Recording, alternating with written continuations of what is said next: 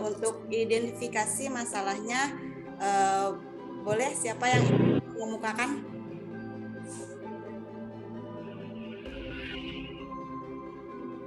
Ya, Bu Ria mungkin? Halo? Dengar suaranya, Bu? Iya, terdengar. Oh Ya. iya. Saya akan memaparkan masalah pada government sama pelayanan publik ya, Bu, yang ada pada video yang telah kita tonton. Yang jalanan yang rusak dan berlubang, kedua bangunan sekolah yang rusak dan tidak layak dipakai, dan jembatan yang rusak, 4 perbaikan jalan yang dilakukan oleh seorang pemulung dengan menggunakan dana pribadi, kelima pembersihan enceng gondok di waduk yang dilakukan oleh pihak yang sebenarnya bukan menjadi tanggung jawabnya, yang keenam penerapan dalam zonasi sekolah yang bisa mengakibatkan mendapatkan lokasi sekolah yang jauh dari rumah karena lokasi berbatasan dengan jalan kabupaten atau kota, yang terjadi tumpahan minyak di perairan, adanya anak yang terlantar, pemberian bantuan kepada masyarakat yang Ya, oh ya, oke. Dari video tadi emang terdapat banyak sekali ya masalah. Nah, sekarang Bu Wiwi ingin menganalisis penyebab masalah yang telah dikemukakan oleh Bu Ria. Silakan Bu Wiwi. Iya, betul. Dari video tadi yang sudah kita tonton itu analisis penyebab masalahnya itu yang pertama karena adanya sekat-sekat birokrasi. Di Indonesia itu ada sekat level pemerintahan, sekat batas administratif, kemudian ada sekat kementerian, lembaga dan OPD, sekat di internal organisasi itu sendiri, kemudian ada juga sekat budaya. Selain itu juga sekat-sekat ini yang sudah timbul begitu lama akan menyebabkan adanya mentalitas silo. Mentalitas silo itu di mana setiap divisi itu hanya bekerja memikirkan divisinya sendiri dan tidak memikirkan divisi yang lain. Nah, kemudian juga ada ego sektoral. Ego sektoral itu muncul dari eskalasi mental silo yang membesar. Ego sektoral merupakan ancaman bagi terselenggaranya penyelenggaraan negara yang cepat, efektif, dan efisien. Ego sektoral sendiri juga dipicu karena kurangnya proses komunikasi yang efektif. Begitu Ibu Salsa. Mungkin untuk contoh-contohnya bisa dijelaskan tambahannya oleh Ibu Ratu. Ya, silakan Ibu Ratu. Ya, Assalamualaikum warahmatullahi wabarakatuh. Waalaikumsalam. Waalaikumsalam warahmatullahi wabarakatuh.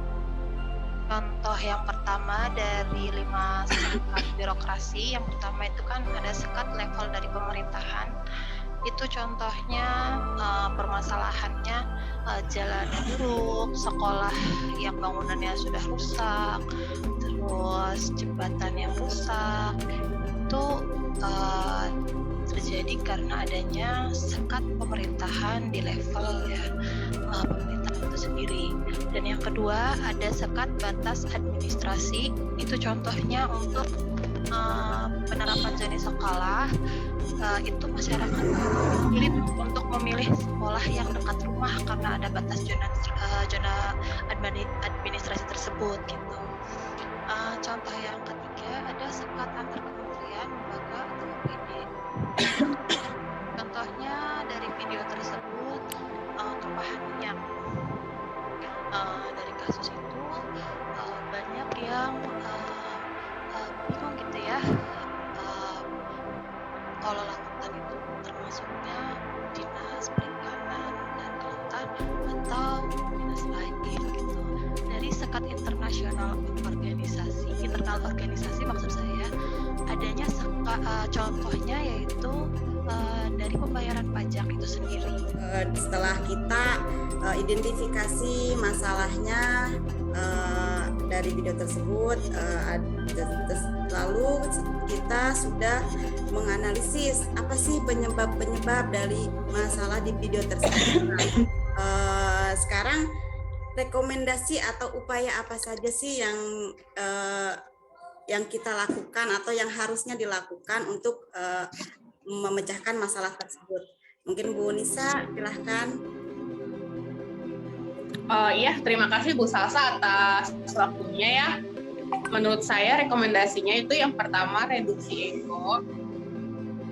Setiap instansi harus berbagi informasi dengan pihak lain sehingga tercipta adanya sinergi dan efisiensi. Lebih mementingkan kesejahteraan rakyat daripada kepentingan sektornya sendiri. Kemudian harus ada atau lebih ditingkatkan lagi komunikasi, koordinasi, dan kolaborasi antar instansi.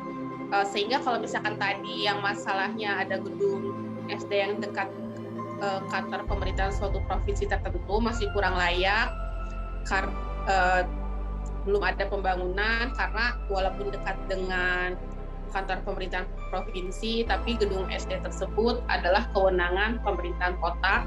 Jadi antara instansi yang satu dengan instansi yang lain saling berbagi informasi, sehingga gedung sering berbagi informasi, berkomunikasi, koordinasi, dan kolaborasi, sehingga gedung SD tersebut bisa digunakan dengan kualitas yang baik oleh siswa.